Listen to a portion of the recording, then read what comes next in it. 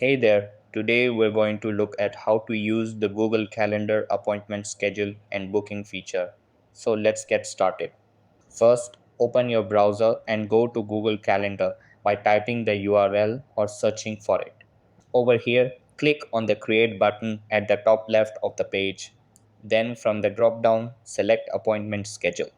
After that, enter the appointment details, add a title, set the duration, and fill in the date and time when you're available. Then click on Next. Over here, you can personalize the schedule by updating your photo or adding a location if the meeting isn't virtual. After that, click on Save to save your schedule. Then find the schedule on your calendar and click on it. Tap the share button and copy the link. Now paste this link wherever you want to share it, email, message, or website. When someone opens the link, they can pick a time, enter their details, and click on book.